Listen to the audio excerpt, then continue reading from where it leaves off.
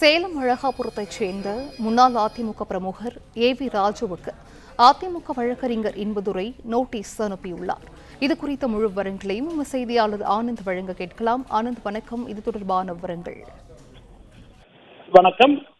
கூவத்தூர் விவகாரத்தில் தமது கட்சிக்காரர் தொடர்புபடுத்தி அவதூறு கருத்துக்களை கூறியதாக அதிமுக முன்னாள் நிர்வாகி ஏவி ராஜுவுக்கு எதிராக வழக்கினர் நோட்டீஸ் அனுப்பப்பட்டிருக்கிறது. இது தொடர்பாக சேலத்தைச் சேர்ந்த சேலம் மாநகர் மாவட்ட அதிமுக செயலாளர் வெங்கடாச்சலம் சார்பில் அவரது வழக்கறிஞர் இன்பதுரை அனுப்பிய அந்த வழக்கறிஞர் நோட்டீஸில் அண்மையில் செய்தியாளர்களை சந்தித்த ராஜு கூவத்தூரில் அதிமுக எம்எல்ஏக்கள் கடந்த 2017ஆம் ஆண்டு தங்க வைக்கப்பட்டிருந்த பொழுது அங்கு நடைபெறாத சில சம்பவங்கள் குறித்து பேசியதாகவும், இது போன்ற கருத்துக்கள் வெங்கடாச்சலம் மீதான சில கருத்துக்களை அவர் தெரிவித்திருந்ததாகவும், இந்த கருத்துக்கள் மூலமாக தமது நட்பெயருக்கு களங்கம் ஏற்பட்டிருப்பதாக தமது கட்சிக்காரர் தெரிவித்ததன் அடிப்படையில் இந்த வழக்கறிஞர் நோட்டீஸ் அனுப்பப்பட்டிருப்பதாகவும், மேலும் இந்த கருத்து என்பது உள்நோக்கத்துடன் அரசியலுக்காக ராஜு பேசியிருப்பதாகவும், எனவே இந்த கருத்துக்களில் அவர் மட்டுமின்றி தனது குடும்பமும்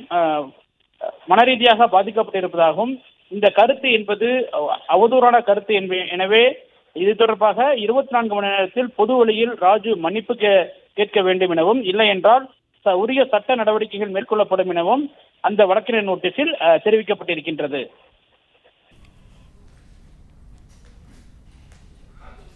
விவரங்களுக்கு நன்றி ஆனந்த்.